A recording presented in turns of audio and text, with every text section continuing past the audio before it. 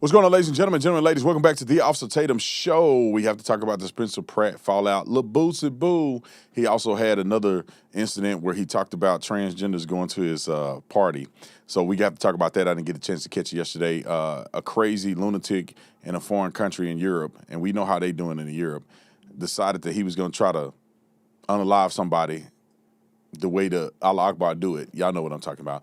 We got to talk about that crazy situation. And then for some reason, these young black teens are out here acting a fool again, canceling a Catholic fun festival because they don't know how to act. We're going to talk about that as well. Before we get to any of that, we got to talk about the fallout and also the cheering that Donald Trump received when he went to the Knicks game. For all the Knicks fans out there, I'm sorry for your loss. But I think you guys may persevere. This may be your year. Welcome to the Officer Tatum Show.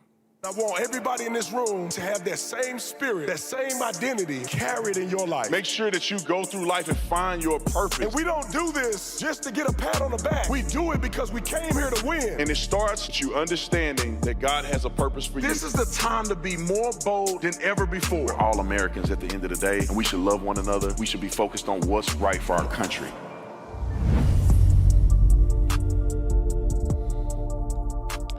All right, ladies and gentlemen, ladies, welcome back. I got a special guest joining me today, and it is my twin.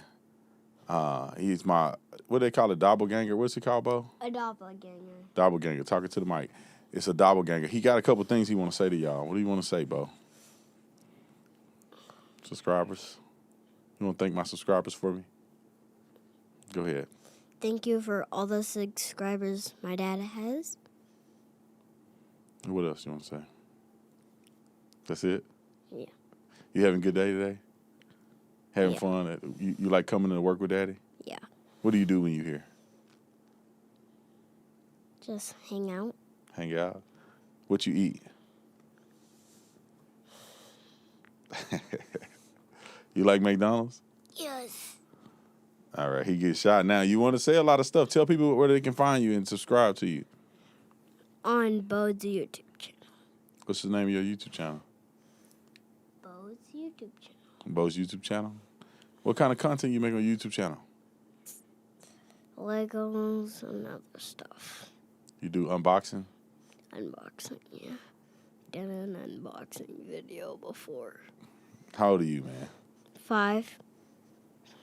That's fine, man. So that's my little one, my little twin. A lot of time he can't stop talking, so he gets a little shy today. But all right, y'all, I want to say thank you to all the members who joined the Tatum membership program. Thank you for my deputy chiefs. We got you on the screen there. And I want to say thank you to everybody who have joined the membership program. Post-show clarity is always really fun. So if you haven't joined the membership program, join the membership program. We got every level. I had someone say, man, I'm sorry, I can't afford it, Brandon. So I created a tier that's $2.99 a month. I mean, I think that's probably, I don't know, the price of taxes on a dinner one night. It's cheaper than a coffee. So if you want to join, I try to make it very easy and affordable for everybody to join and be a part of the program. So, and the rookies also get access to Post-show clarity as well, I believe. We try to open that up to the rookies as well. So I appreciate y'all, man. I love y'all. Thank y'all for y'all support. And shout out to Dana White and to UFC 250. That's going to be amazing. I'm going to be there, and we're going to have a really good time. It's going to be epic, once-in-a-lifetime thing. Y'all need to tune in and watch it. If you're not if you don't know fighting, the card is insane. The card is insane. Y'all are going to be entertained probably by every single person on the card. Bo Nichols is off the chain. Who else I like? Derek Lewis fighting Hokic. That's going to be insane. That's going to be a crazy heavyweight fight.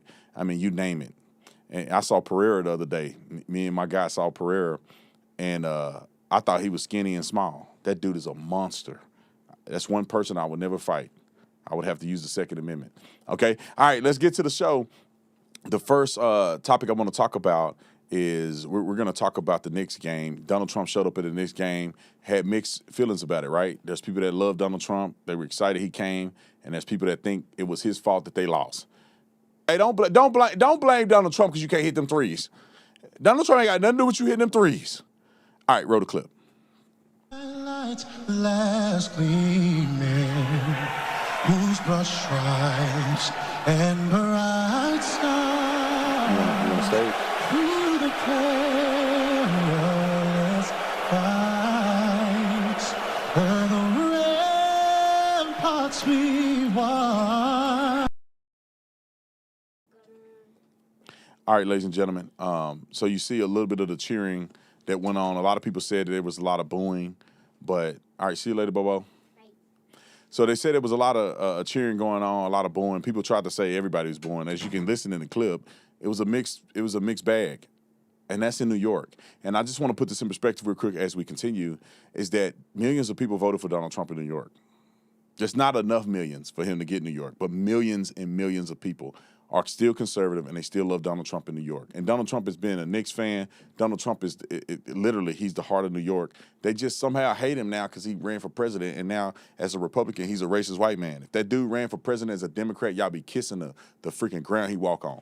All right, Donald Trump has something to say about it. Roll the clip.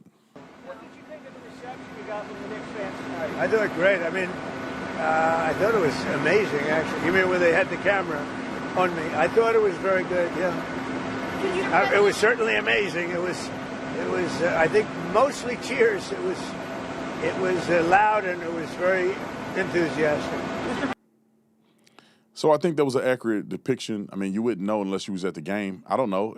Anybody that's watching me right now was at the Knicks game, and you could tell me if it was anything different. I think that Donald Trump gets that reception in liberal places where most people cheer for him, some people boo for him. When they go to conservative places where people have, common sense, they cheer for him like nobody's business. And I've been to those events. I've been to UFC fights when Donald Trump was there, and literally your eardrums are about to pop how much people love Donald Trump. And to be honest, it's because Donald Trump is a good dude, man. You may disagree with his policies, but they framed him as somebody bad because he's a Republican, which is insane. Stephen A. Smith had something to say about it, and I was just on Stephen A. Smith's show. He did a really good job at having me and a liberal kind of go at it for about an hour. But this is what Stephen A. Smith had to say. I disagree with Stephen A. Smith, but I do think Stephen A. Smith is kind of being sarcastic when he says this. I know he knows basketball, he knows sports, and he know that Donald Trump wouldn't swing a game to make them lose in a situation where the other team really want to win too. It ain't just about one team. Roll the clip. If for nothing else, he's getting in the way of the fervor and the rabidness and the enthusiasm of the Knicks fan base. San Antonio Spurs are a young team. When you have the weight of the state of New York draped down upon you, that might be too much to overcome. For all we know, Trump might have given them a boost. And I'm here to tell y'all right now, and I'm going to state it for the record. We lose tonight's game, I'm blaming the president. I'm blaming the president of the United States. I'm telling y'all that right now. I'm giving you a headline ahead of tomorrow. If the New York Knicks lose game 3, this is on Donald Trump. All right, then Stephen A. Smith came back after the game. Oh, this is what Donald Trump had to say about Stephen A. Smith's statements, and then we'll play Stephen A. Smith's statements to Donald Trump after the game. Roll the clip. Mr. President, ESPN commentator Stephen A. Smith, who was talking about running for president, said he would blame you if the Knicks lost the game. How do you respond to that? I think he's a nice guy, but you need a certain aptitude to run for president. You need a high IQ. I'm not sure that Stephen has that. I don't think he does, actually. Donald Trump is notorious. If you come after Donald Trump, or there's an inference that you come after Donald Trump, he's going to say you have low IQ. It's the craziest thing ever. I don't know why Donald Trump say this. I don't think that Stephen A. Smith has low IQ. I think that Donald Trump is a guru, right? I do think Donald Trump has an incredible IQ. But Donald Trump to be moving and shaking and negotiating the way he is at his age, he's still running around on planes, traveling here and there. I never seen a person his age doing stuff like that.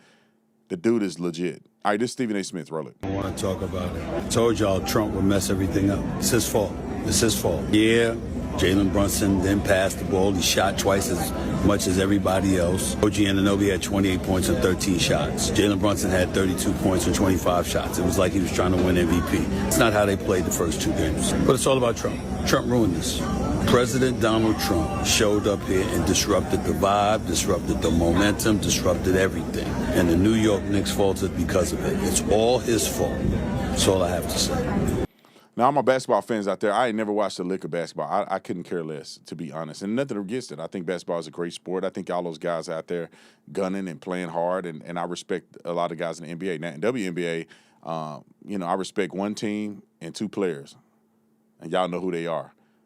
But this is what Stephen A. Smith had to say about his rebuttal to Donald Trump saying he has low IQ. Roll the clip. You want to talk about IQ? I could say I put my IQ up against yours any day of the week. I could go one better. I could ask you why you've been running from me the last year since I wanted to talk to you. I could ask you to debate me since you think you that dude, okay?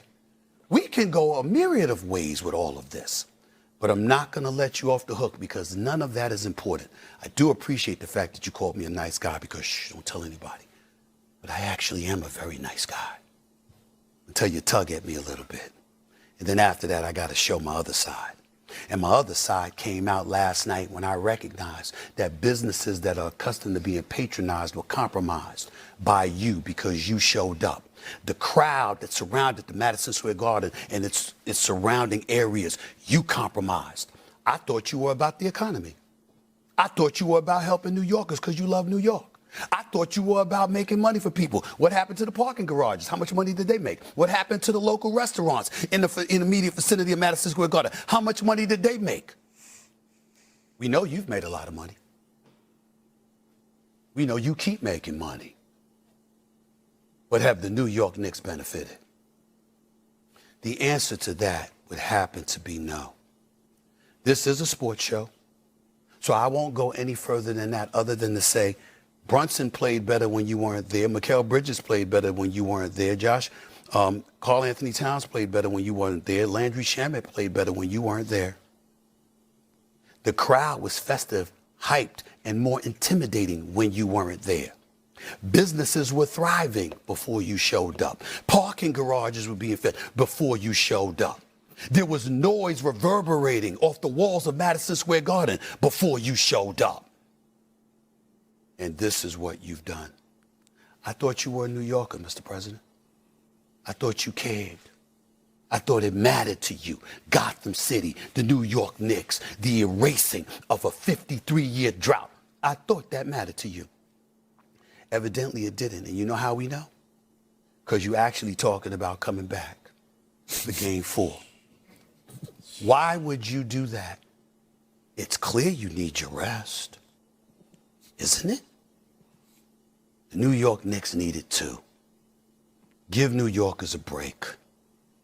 Stay at the White House. Go to Mar-a-Lago. Go to Bedminster. Do whatever it is that you gotta do.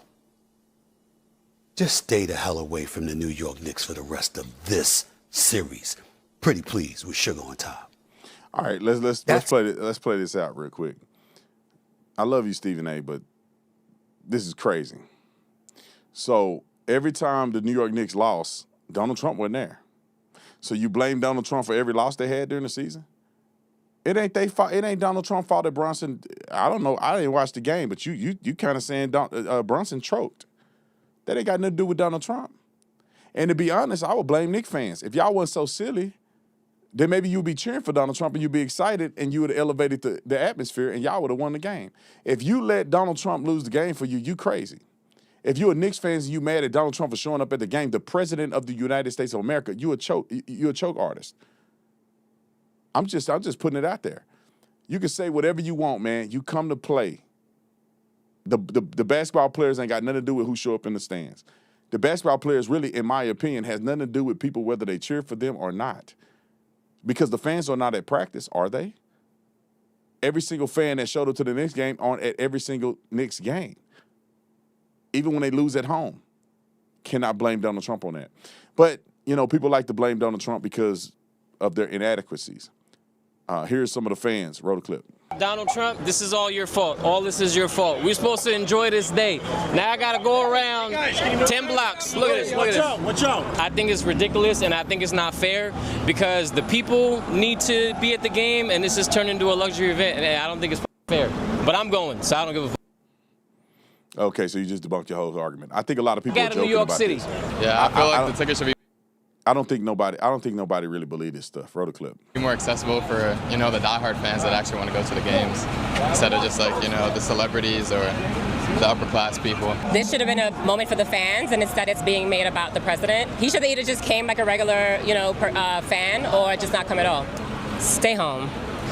And don't be here for Game 4, please. God. Not for real. These are people who supported the team for the last, 53 years in some cases.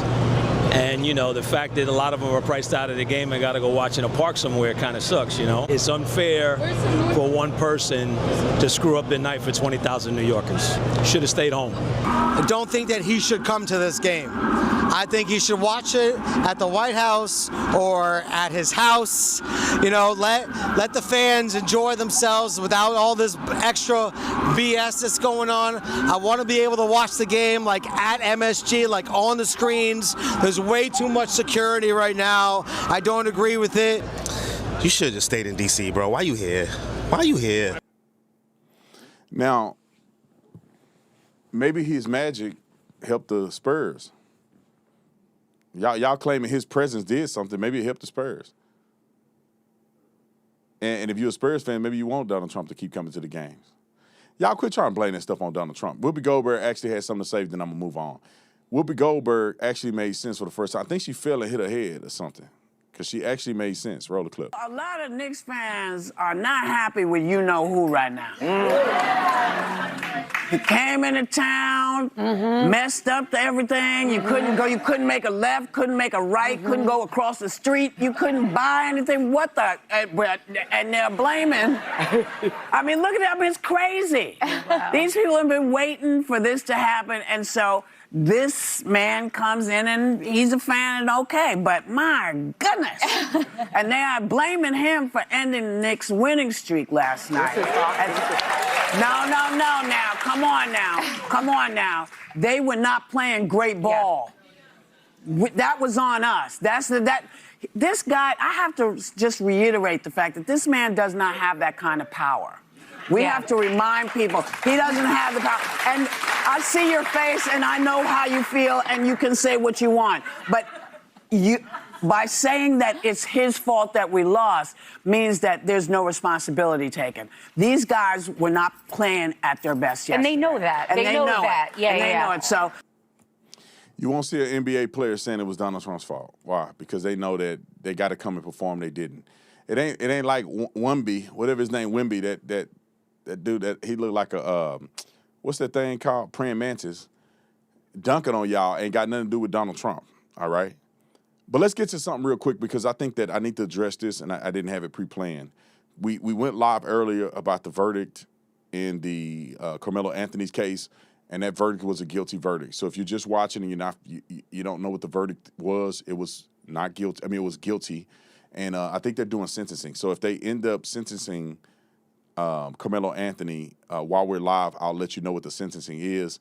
But it appears that obviously the jurors, it didn't take long at all. It doesn't take long. It doesn't take rocket science to prove that he's guilty beyond a reasonable doubt. You cannot show up at a game with a knife under somebody else's tent. They ask you to leave. Austin Metcalf said, hey, I'm not going to fight you at a game, clearly with the intent not to escalate a situation. And then even if he escalated the situation or they got into a confrontation, you don't bring a gun or a dangerous weapon to a fist fight. You throw your punches. You start losing, you use a knife. That may be different. But nobody was trying to fight you. Nobody jumped you. None of those things happened. Young people, stop being silly. If they ask you to leave, just walk out, man. You can go complain to the coaches. But to take matters in your own hand, end up stabbing and killing a person, you're going to be found guilty of murder. And when you premeditate the murder by having a weapon and saying, touch me and see what happens, instead of walking away from the situation, you escalate the situation. You cannot then ask for a defense claim. I just want to throw that out there. All right, let's get to Spencer Pratt real quick because this was crazy. Roll the clip. Fox News alert, the AP just officially called the L.A. mayor's race. Nithya Raman and Karen Bass will officially advance to the next election. So Spencer Pratt is out after initially coming in second place. U.S. Attorney Bill Asaley sounded the alarm on what California accepts as voter ID. Quote, while allowing first-time voters to register using forms of ID like gym membership cards, employer ID cards, credit or debit cards, prescription drug labels, and insurance cards. This is permitted when a voter fails to provide a Social Security number or driver's license at registration. Asaeli says the state's stonewalling a federal audit. For the last year, Harmeet and I have been demanding California hand over its voter rolls for an audit. We believe the rolls are dirty. We have many examples of people voting who should not have voted. California has refused. They're stonewalling, claiming that it would be a violation of their state privacy laws to hand over the data to the federal government. I mean, it's just a completely ludicrous argument. I mean, they're saying things like Social Security numbers would be a violation of state privacy laws to hand over. We issue the Social Security numbers. It's the federal government issues. Yeah, so that tells you right there that they're looking for impropriety. Why wouldn't you want to say, hey, we're going to secure elections, we're going to make sure it's as fair as possible for everybody that's legally able to vote so they can vote and there's no question? Why would they leave it open for this stuff? It's because they know that they have loopholes in place in perpetuity in L.A. to end up swinging an election in a way in which they want the election to go. That's why Californians are moving out. People are frustrated, but they keep electing the same people. How is that so? It was because they make sure the people that they want to win will win. They will make sure a Republican will never win. You find a Republican that will win in this current environment. You won't find one. Why? Is it because the candidate is not good? Is it because the candidate is not an outsider? Is it because the candidate don't represent the people? No, it's because they're cheating. In my opinion, they're cheating. I cannot say it's factual because I don't have the evidence and I have not done an investigation. But just like saying if you see a UFO in the sky, a UAP in the sky, that you can use deductive reasoning and say there's probably a foreign element driving that vehicle that does not exist on planet Earth. You don't have to do an investigation to say, I need to investigate before I say that that's a foreign object, unidentified object. Use 2 and 2. That thing is flying in the sky in propulsion that we don't have the technology to comprehend. So it makes sense that is not of this country or of this world. That's some foreign object that nobody understands what it is. You don't need to do a full investigation to use deductive reasoning. And that's the same thing with the voter fraud stuff. They won't let you investigate. Oh, there's no evidence. They won't let you investigate. So that does not mean that there's not evidence. That means that they are not going to let you find the evidence. There's ways in which they can use the legal system to do fraudulent things in an election. And with that being said, just like when you go and do mail-in votes, you do what they call ballot harvesting. Ballot harvesting is legal, but to write somebody else's name and vote for them and then turn it in, that's not legal. But they make it so convoluted that and they won't let anybody investigate it. Therefore, you will never find the evidence. But the people that live in California know better, and they know something is fishy. All right, here's Mike Johnson on his take. Roll the clip. The president keeps saying that there's election fraud in the California mayoral's race. What evidence is there to prove that? You tell me, Manu. They are counting votes weeks after the election. We have entire nations with huge populations, like India, that can count their votes in 24 to 48 hours. You're saying it's rigged like the president? I'm not saying it's rigged. I'm saying it stinks to high heaven, and everybody knows that. Let's remove the appearance of impropriety. Let's have what a concept. Let's have votes on an election the day of the election. That's what many states are able to do. I think California is playing around with this. But what evidence is there to prove that there was rigged? Look, some of these efforts are so diabolical and so far upstream it is impossible to prove. But I think everybody knows instinctively something is wrong here. And that's a concern. We need people to believe in the integrity of our election system. It is critical to maintain a constitutional republic. We're going to keep working to pass the Save America Act because it requires, as you know, proof of citizenship and a photo ID to vote. Those are also 90% plus issues in public opinion, and 70% of Democrats understand that's necessary.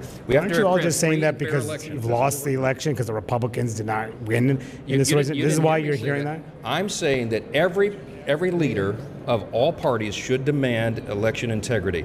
And if somebody is opposing that, you should look at their motives. That's what I'm saying. We'll see you later. I think it's very clear. Like, think about this. It's not a win or a loss for Republicans. Republicans never were in the lead. That's not what people are arguing. Spencer Pratt was never in the lead. Karen Bass was in the lead from the very beginning. Her trends from the very beginning, same-day votes and mail-in ballots, all trended ahead of Spencer Pratt. So Spencer Pratt didn't win or lose. The question is Nithya Raman. It's not about Karen Bass. It's not about Spencer Pratt. It's about Nithya Raman. How does she end up going from one place to the next place, far exceeding that of the voting rollout from both of the other candidates. It's not necessarily a Spencer Pratt thing. I think Spencer Pratt was kind of the victim of this, but it's really, how did Nithya Raman get to where she's at? All right, J.D. Vance wrote a clip. How is it that you had, Karen Bass was in first place, Spencer Pratt was in second place, and then this other woman was in third place? You would expect these mail-in ballots to kind of meet that same basic pattern where, number one would get the most votes, number two would get the second most votes, and so on. But somehow we find ourselves in a situation where, number one, they're still receiving ballots, not just counting ballots, Jesse, they're still receiving ballots. And number two, the way that they're coming in just so happens to work out such that the Republican is getting kicked out of the final two, so it's a Democrat versus Democrat runoff. That seems pretty shady to me, especially when you add on top of the fact that in California, you are prohibited from asking for somebody's identification before they vote. We just found out through the U.S. attorney there that you can register to vote with a gym membership card. How ridiculous is that? Well, and of course, we know that Gold's Gym would probably hand out a gym membership to anybody who's willing to pay, including, for example, an illegal alien. And we joke about this, Jesse, but that's why these elections don't have the legitimacy they need, is because if you're going to give a card to anybody who's willing to pay $10 a month for a gym membership, then you're not actually going to ensure that person is legitimately able to vote. This is why we have, for example, photo ID to get on an airplane so that airplane rides are safe. This is why we have photo ID to purchase alcohol to ensure that you're the proper age. It's insane that we have a state not only that doesn't ask for your identification, but will throw you in jail if you're an elections official who is asking for identification. All right, let's talk about this real quick. I want to put this in perspective, okay? I run an e-commerce store, right? If I were to send an email to every person to review a product that is eligible to buy from my store, and then I start letting people review, and I'm not verifying if they even bought anything from the store or not. Don't that make sense? Like if I said there's 40 million people that's eligible to buy from my store. I don't know if they bought from the store or not, but they're eligible to buy. And I send them out a review and say, hey, leave a review on the products that you bought from my store. Now, think about this for a minute. If someone had a vested interest in one of the products of my store being more popular than others, or have a vested interest to make one product look bad, wouldn't you think if you had a vested interest to do that, you would begin to gather or coordinate with people that never bought anything from the store to leave a review that benefits what you want it to benefit? I only send reviews to people who have actually made a purchase that is verifiable through the system in which they purchased, and they have an address, they have all the stuff that they have as a proof text of them actually buying a product from my store. So the reason that I only send it to verified people who have bought a product so they can leave an accurate review. I don't send it out to everybody hoping that as many of them return back as possible. Just imagine if I did that and I gave 40 million people the option to review whether they bought the product or not, and then I got 2 million 5-star reviews, and you go and do an audit and you look at it and you go, I think he's cooking the numbers. He's not. How do we know these people even bought a product? Brandon Tatum is just paying people to write a review on his page that never bought a product. It's the same thing with voting. These people are eligible to vote. Many of these people don't want to vote. Many of these people are dead, or they don't even live in California. But you send the ballots out. And people that understand the ballots are going out are going to find ballots and do things to the ballots and submit the ballots to get the result that they want. This is exactly why you don't do the things that California is doing. Here's a couple examples of complete fraud that happens in California, and they only need about 10,000 of these people to swing a vote. 10,000 or so. Wrote a clip. Fraudulent petitioners on Skid Row are now paying the homeless to forge names, forge addresses, and forge signatures of registered voters. So do you want to sign? Okay. The first name. I'm Joseph Albright. Okay. The first name. Joseph Albright. What are you using? Teresa. No, I'm gonna give you your address to write. Oh, okay. Follow directions. Okay, yeah. Robert. quickly becoming a widespread scheme that can be found on almost every street corner in downtown Los Angeles. Now, this has nothing to do with the election, right? They're doing this just because they feel like doing it. And they know it's not going to affect the election now. They're just doing it because they were bored one day and they decide to have a whole bunch of homeless people claim that there are certain people on a voter list to submit their votes for them. And you telling me that has no effect on elections. You telling me they're doing it just for the heck of it. They're doing it to elect another Democrat. They do these things so they can control a margin of votes that can swing the vote in their favor if, in fact, they need to utilize them. All those people that you saw on that list that they were claiming that they were, who do you think they're voting for? They're voting for the person that the people who are curating this want them to vote for. And if that is them being paid to do this for Nithya Raman, then that's exactly what they're going to do. They're going to fill it out. And they don't need 2 million, 40 million, 30 million. They just need about 10 million swing. They just need about 40 million, 10 million swing. 10,000 swing. They need 10,000 of these people. That's not that hard. It's 40,000 people or so who are homeless. All you got to do is spend some time through in a couple of elections, getting those people on the books. And now that you got them, their signatures, now that you got them to claim that there's these people that do not exist, you could potentially vote for that same person or vote as that same person in every election. You already have their information. You already have their signatures. You already have everything you need to probably continue to do this year after year, election after election. We're not making this stuff up. This is obvious. Here's another woman that got arrested for doing very similar fraudulent things. Roll the clip. We're learning more about the professional signature collector who agreed to plead guilty to paying homeless people to register to vote in Los Angeles. Brenda Lee Brown Armstrong admitted she used to pay people on Skid Row $2 or $3 to sign ballot initiative petitions and gave homeless people her address to use so they could register to vote. Now, because you haven't registered, I need to register you so I can get paid too. I'm paying you guys, I need to get paid.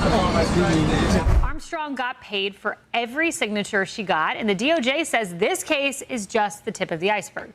This case is important because it shows how easy it is under California law to corrupt the state's voter rolls and thereby corrupt the state and federal elections administered by the state. So now the question is how widespread.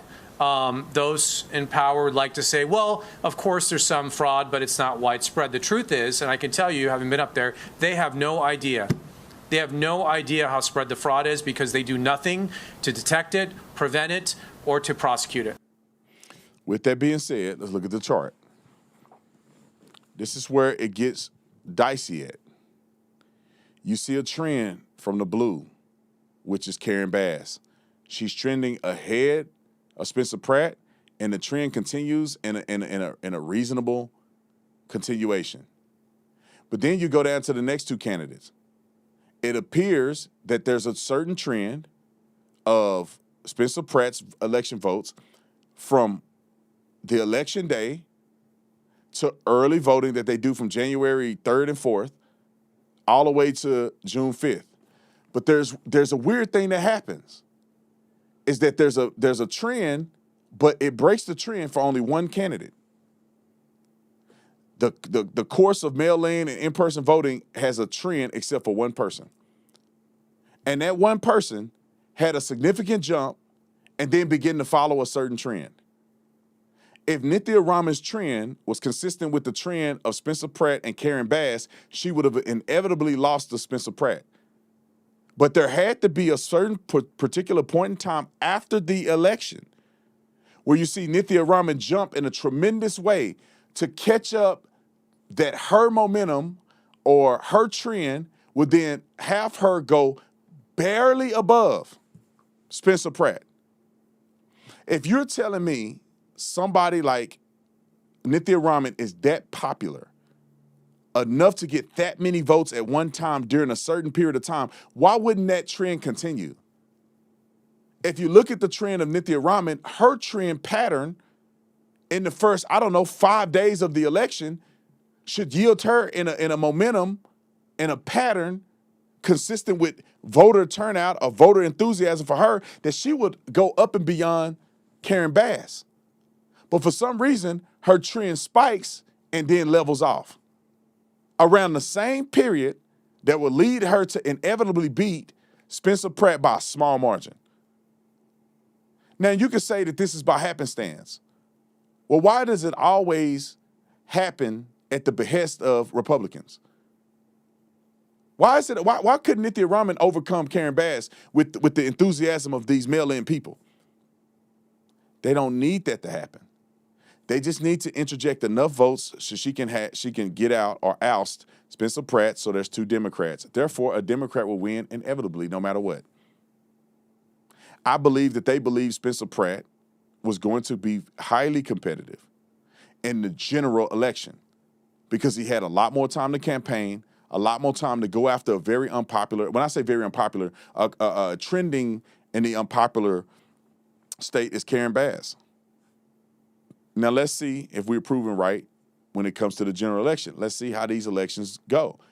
Based on Nithya Raman's increase in mail-in ballots and enthusiasm for somebody who people don't even know her name, she should end up inevitably winning the general election. Let's see how that goes. Boosie Bad. Let's talk about Boosie real quick. And then we're not going to make it to the takeovers. Matter of fact, let's jump to the takeover. We'll get Boosie next time. Let's jump to the takeovers. This is like, people watch this and they may feel entertained. This is legitimately an epidemic in the youth of the black community. In the inner cities and the slightly impoverished areas of the black community. This is an epidemic that I feel like nobody's talking about.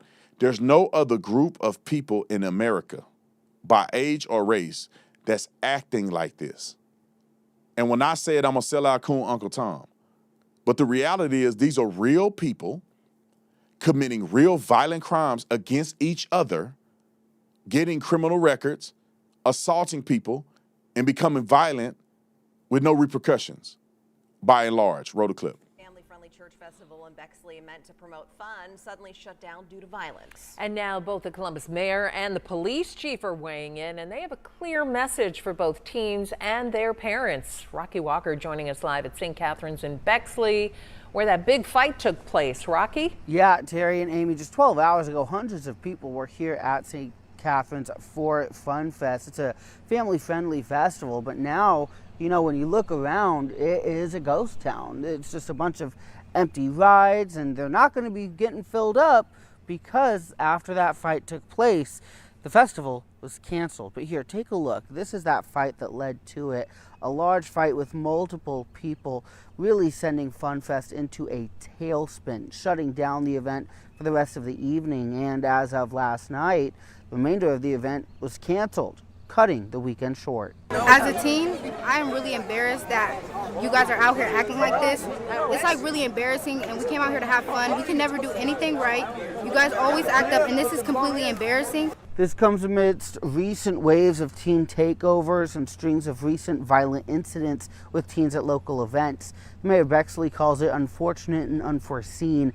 In a statement, Columbus Mayor Andrew Ginther says neighborhood events should be welcoming places for residents and families to come together, calling this behavior unacceptable. Reaction was swift from Columbus City leaders. Police Chief Elaine Bryan posting a lengthy message to social media asking parents for partnership and accountability. Bottom line, the chief said, "Let me be clear, lawlessness will not be tolerated in our city. We will hold individuals accountable for their actions." And in a post on Facebook, Father Bob of St. Catherine's said in part, "It is with great disappointment that we announce the cancellation of the remainder of Fun Fest 2026. The safety and well-being of our parishioners and surrounding community must always remain our highest priority. We also apologize for any inconvenience or disturbance this situation may have caused our neighbors and the surrounding community." We got some more examples just in case you guys need to see it. Roll the clip.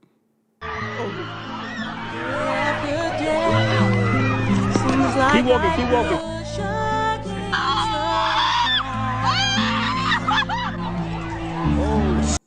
They just keep blocking. Officer!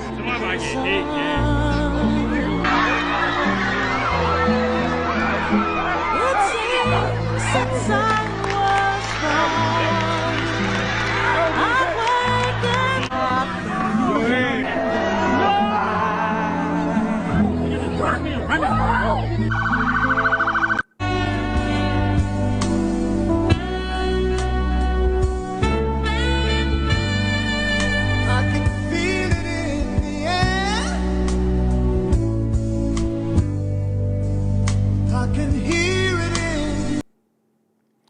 Here's another one. I get the cream. Cops see me flick my beans. I'm allergic to doc prescribed antihistamines. Oink, oink, pig, pig, do away with the pork. Only silverware needs a steak knife and a fork. Did you forget your manners? I'm Bruce with banners. Ludacris, Johnny Rockets when I the cannon. The woolly mammoth, saber tooth, bite your tongue. I won't stop until I'm rich as the whites will come. All right, I think that's the last clip we have, right? All right.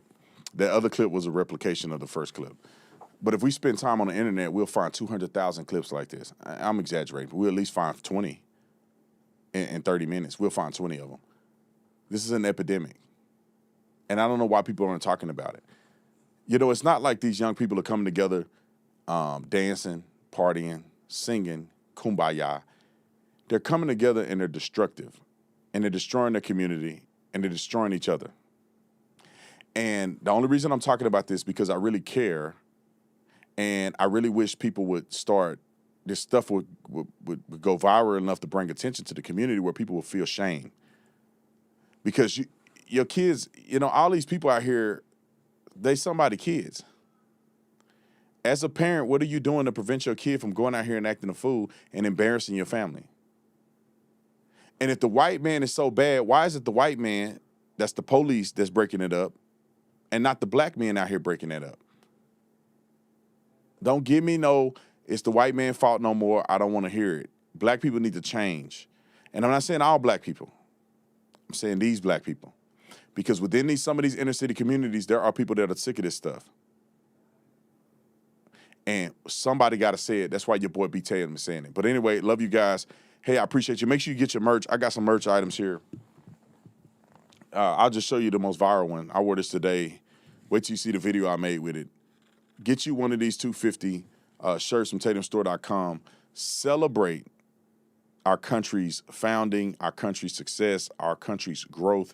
It doesn't matter what color you are an American. If you were born here, you are an American. If you're black in America, your ancestors fought for you to have freedom. And they fought in wars. They fought with their lives. They fought trying to make things right and fighting for equal representation under the Constitution of the United States of America, and they've won a tremendous amount of battles that got us to this point where there's black people in the world like me that do well, that love America, that's functional. Then there's these young YNs that's out here cutting up. How about you be more Brandon Tatums and less YNs? Love you guys. I appreciate you. I got to go on Laura Ingram show. Y'all hold the phone. I'll see y'all tomorrow.